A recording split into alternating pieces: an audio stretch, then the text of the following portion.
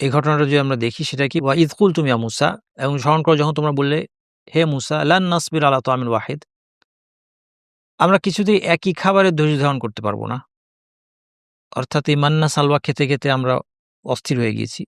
ফাদউ লানা রাব্বাকা ইউখরিজ লানা মিম্মা তুনবিতুল আরদ, তোমার রবকে ডেকে বলো পৃথিবীর কিছু শস্য আমাদের জন্য উৎপন্ন করতে। মিন বাকলিহা ওয়া কিসসাইহা ওয়া ফুমিহা আদাসে বাসালিহা, আমরা কিছু বাকল শাকসবজি, কিসসা শসা জাতীয় খাবার, ফুমিহা ফুম মানে গম, রুটি বানাবো, আদাস মসুর ডাল, বাসাল পিঁয়াজ, এগুলো একটু খাবো। এই মান্না সালওয়া খেতে, খেতে বিরক্ত হয়ে গেছি।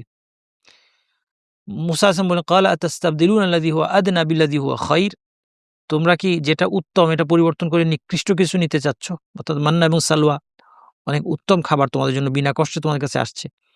তোমরা এটা বাদ দিয়ে কিছু মুখরোচক খাবারের জন্য তোমরা আল্লাহর প্রতি অকৃতজ্ঞ হচ্ছ, নাশকরি করছো, অধৈর্য হচ্ছ। ইহবিতু মিসরান, মিসর মানে এখানে মিশর না, মিসর মানে এখানে হচ্ছে শহর। যেকোনো একটা শহরে তুমি চলে যাও। ইহবিতু মানে নেমে যাওয়া, অবস্থান নেয়া। যেকোনো একটা শহরে চলে যাও। ফা ইন্না লাকুম মা সাআলতুম, তোমরা যা চাচ্ছ এটা এখানে আছে, ওখানে গেলেই পাবে। হ্যাঁ? আল্লাহ তোমাদেরকে তোমাদের প্রতি যত্ন থেকে এত উন্নত খাদ্য দিচ্ছেন, যেটা পছন্দ হচ্ছে না, তাহলে যেকোনো জায়গায় চলে যাও, একটা শহরে গিয়ে নিকৃষ্ট জীবনযাপন করো। সেখানে তোমরা এগুলো পাবে। ওয়াদুরিবাত আলাইহিমুয যিল্লাতু ওয়াল মাসকানা, তাদের উপর লাঞ্ছনা এবং দারিদ্র্য চাপিয়ে দেওয়া হলো। ওয়া বাউ বিগাদাবিন মিনাল্লাহ, এবং আল্লাহর ক্রোধের পাত্র হয়ে তারা ফিরে আসলো। যালিকা বিআন্নাহুম কানু ইয়াকফুরুনা বিআয়াতিল্লাহি ওয়া ইয়াকতুলুনা নাবিয়্যিনা বিগাইরিল হক, কারণ তারা আল্লাহর আয়াতগুলোকে অস্বীকার করত এবং নবীদেরকে হত্যা করত অন্যায়ভাবে। যালিকা বিমা আসাউ ওয়া কানু ইয়াহতাদুন, তাদের অবাধ্যতা এবং সীমালঙ্ঘনে লিপ্ত হওয়ার কারণে তাদের পরিণত হয়েছিল। তাইলে এটাও এই সময়কার ঘটনা। প্রথমত যখন তারা যাযাবর জীবনযাপন করছে, এই সময় মান্না এবং সালওয়া খেতে, খেতে একসময় তারা অস্থিরতা প্রকাশ করল। একটু ভেঙে দেখি। ওয়া ইয কুলতুম ইয়া মূসা, স্মরণ করো যখন তোমরা বললে হে মূসা লান নাসবির আলা তা'আমিন ওয়াহিদ, আমরা একই খাবারে কিছুতেই আর ধৈর্য ধারণ করব না। আগের আয়াতটা একটু ভেঙে দেখছি। তা'আম ওয়াহিদ মানে একই খাবার বলতে বোঝাচ্ছে মান্না এবং সালওয়া, যেটা একই জিনিস তারা খাচ্ছে সেই অর্থে বলেছে একই খাবার, নতুবা খাবার এখানে ছিল ২ টা। তাইলে একই খাবারে আমরা আর ধৈর্য ধারণ করতে পারব না। অনেক খেয়েছি, হ্যাঁ? আর ভালো লাগছে না। ফাদউ লানা রাব্বাকা, আমাদের জন্য তুমি ডাকো তোমার রবকে। দেখেন বলছে তোমার রব, আমাদের রব বলছে না। এই যে দূরত্বটা খেয়াল করবেন, তাদের রবের সাথে যে দূরত্ব তৈরি করেছে তারা। তোমার রবকে মুসা আগেও কি বলেছিল? ইযহাব আনতা ওয়া রাব্বুকা ফাকাতিলা, তুমি আর তোমার রব যে যুদ্ধ করো। এখনো বলছে তোমার রবকে ডাকো। হ্যাঁ, আমাদের রবকে ডাকো। আমরা আল কোরআনে যত দোয়া শিখি আমরা কি বলি? রব্বানা, হে আমাদের রব। তারা বলছে ফাদউ লানা রাব্বাক, তোমার রবকে তুমি ডেকে বলো ইউখরিজ, তিনি যেন বের করেন। আখরাজা ইউখরিজু মানে বের করা, লানা আমাদের জন্য, মিম্মা তুমবিতুল আরদ, আম্বাতা মানে উৎপন্ন করা, তুমবিতু মানে উৎপন্ন করে, আল আরদ আরদ যা পৃথিবী যা উৎপন্ন করে, শাকসবজি ইত্যাদি। এর মধ্যে মিম্মা তুমবিতুল আরদ মানে যা কিছু পৃথিবী উৎপন্ন করে তার একটা অংশ, তার মধ্যে কিছু জিনিস আমাদের জন্য উৎপন্ন করতে বলো, তোমার রবকে বলো। মিম বাকলিহা, কি সেটা? বাকল, বাকলিহা, বাকল মানে হচ্ছে শাকসবজি, বাকলিহা বলতে মানে পৃথিবীর শাকসবজি, হা দিয়ে আর্থকে বোঝাচ্ছে প্রোনাউন। বাংলা অনুবাদ করার জন্য সহজভাবে আমরা বলতে শাকসবজি।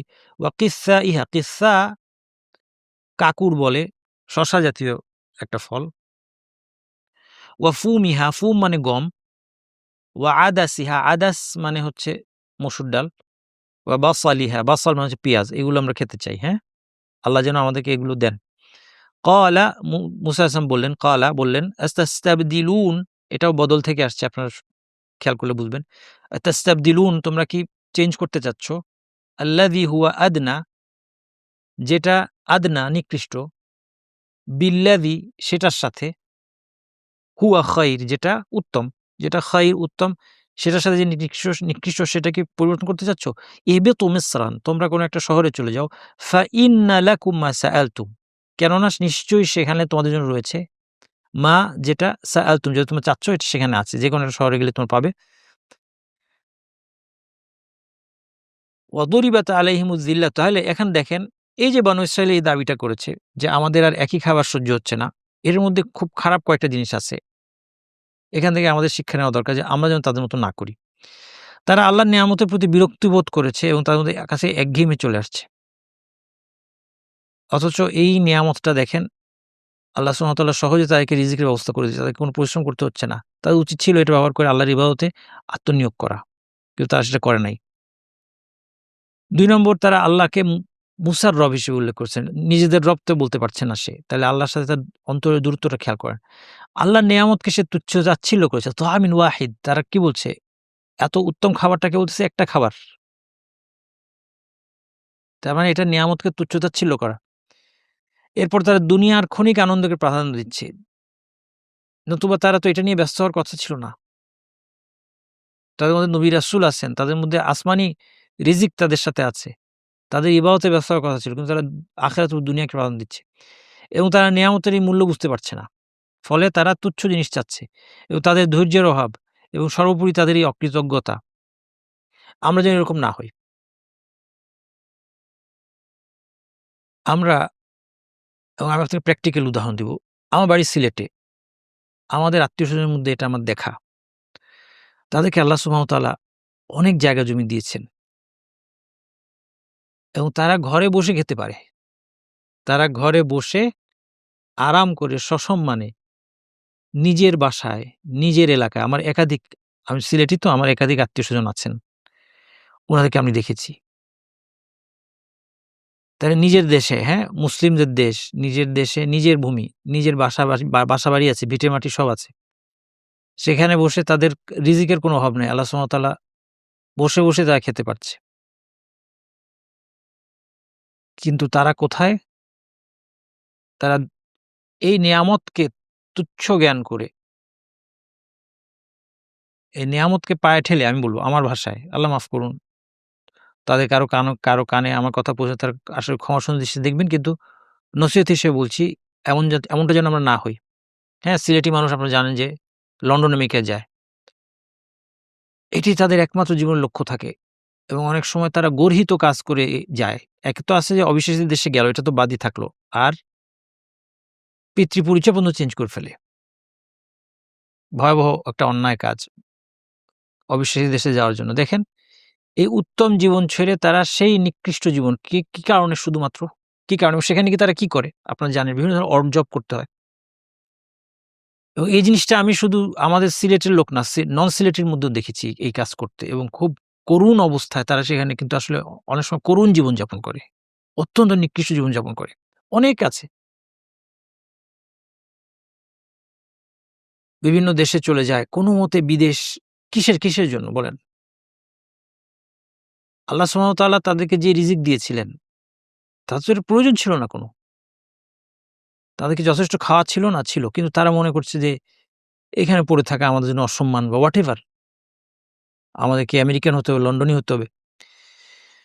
আমার জীবন থেকে প্র্যাকটিক্যাল উদাহরণ আমি দিলাম। কারণ এটাই আমার মাথায় পয়লা আসছে এদের অবস্থার সাথে তুলনা করে। কিন্তু আমার মনে হয় আমরা যদি আমাদের চিন্তাশক্তি ব্যবহার করি এবং তাদাব্বুর করি আল কোরআনের আয়াতগুলো নিয়ে, তাহলে এটার আরো নমুনা আমাদের জীবন বিভিন্ন ক্ষেত্রে আমরা পাবো।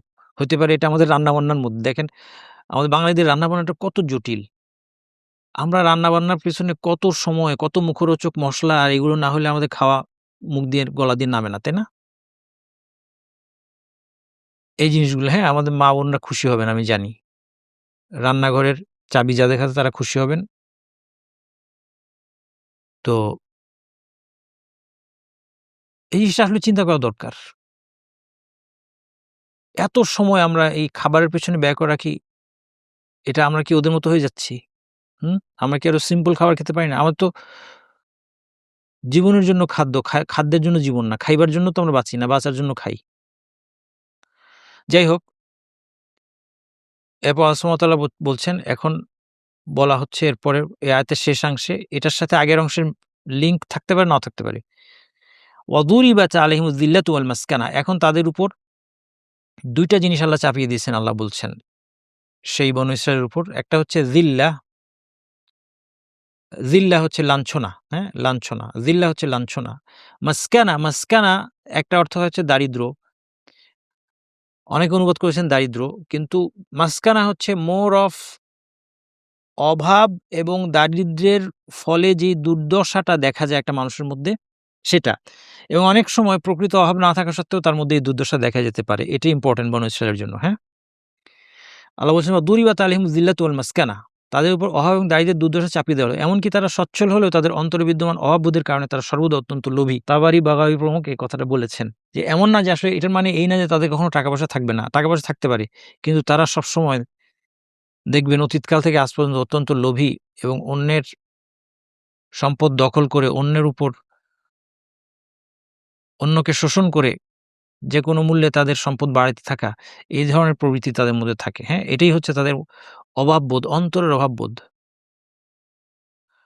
অনেক মানুষকে আপনি দেখবেন যে তাকে আল্লাহ সুবহানাহু ওয়া তাআলা হয়তো অনেক দিয়েছেন, যথেষ্ট দিয়েছেন। কিন্তু তারপরও সে কিছু টাকার জন্য নিকৃষ্ট সব কাজ করে। এর বিপরীতে আরেকজন মানুষ তার ইজ্জাতুন নাফস, তার অন্তরের মধ্যে আত্মসম্মানবোধ থাকার কারণে সে তার অল্প জিনিস নিয়ে সসম্মানে জীবনযাপন করে। এই হচ্ছে ২ টোর পার্থক্য, হ্যাঁ? তাহলে তাদের উপর কি চাপিয়ে দেওয়া হলো? যিল্লাহ এবং মাসকানা, লাঞ্ছনা এবং অভাব ও দারিদ্র্যের দুর্দশা। মাসকানাকে আমরা অনুবাদ করেছি অভাব এবং দারিদ্র্যের দুর্দশা। কেউ বলছেন এটা হচ্ছে তাদের নেয়ামতের এই যে নাশকরি করেছে, তারা বলছে একই খাবারে ধৈর্য ধারণ করব না এইজন্য। কারণ তারা যখন আল্লাহ সুবহানাহু ওয়া তাআলার নেয়ামতকে তুচ্ছ-তাচ্ছিল্য করল, তখন আল্লাহ তাদেরকে লাঞ্ছিত করলেন। এবং তারা যখন গনি হওয়া সত্ত্বেও, অর্থাৎ অভাবমুক্ত হওয়া সত্ত্বেও সন্তুষ্ট থাকল না। তারা তো অভাবমুক্ত ছিল। তারা তো খাদ্য ছিল। তখন আল্লাহ সুবহানাহু ওয়া তাআলা তাদের উপর কি চাপিয়ে দিলেন? মাসকানা, দারিদ্র্যের দুর্দশা চাপিয়ে দিলেন। বুঝতে পারছেন যে একটা মিল আছে আগেরটার সাথে। এজন্য কেউ বলতে পারেন যে আগের আয়াতের আগের অংশের সাথে এটারই শাস্তি। অথবা কেউ বলতে পারেন যে না, এটা একটা নতুন ওভারঅল তাদের একটা অ্যাসেসমেন্ট যে তাদের উপর আল্লাহ সুবহানাহু ওয়া তাআলা লাঞ্ছনা এবং অভাবের দারিদ্র্যের দুর্দশা চাপিয়ে দিলেন। এবং তারা মানে ফিরে আসা, বিগদাবিন মিনাল্লাহ। গদাব মানে ক্রোধ, ক্রোধ মিনাল্লাহ, আল্লাহর কাছে ক্রোধ নিয়ে ফিরে আসলো, মানে আল্লাহর ক্রোধের পাত্রে পরিণত হলো এই সমস্ত কাজ করার জন্য। কেন? কেন হলো? যালিকা, এইজন্য, কারণ এটা এইজন্য, যালিকা মানে এইটা, মানে এই যে লাঞ্ছনা, এই যে দারিদ্র্য, এই যে আল্লাহর ক্রোধ, বিআন্নাহুম, এটা কেন? কেননা এই দিয়ে কারণ বোঝাচ্ছে। যালিকা বিআন্নাহুম, নিশ্চয়ই তারা, কানু ইয়াকফুরুন, ওই যে একটু আগে দেখেছি আমরা, তারা কুফরি করত, বিআয়াতিল্লাহ, আল্লাহর আয়াতগুলোর প্রতি কুফরি করত। ওয়া ইয়াকতুলুন আন-নাবিয়্যিন, ইয়াকতুলুন মানে হত্যা করত। আন-নাবিয়্যিন, নবীদেরকে হত্যা করত। এরা হচ্ছে নবীদেরকে হত্যাকারী জাতি। তারা তাদের বহু নবী রাসূলকে তারা হত্যা করেছে বা হত্যার চেষ্টা করেছে ইত্যাদি। ইয়াকতুলুন নাবিয়্যিনা বিগাইরিল হক, অন্যায়ভাবে।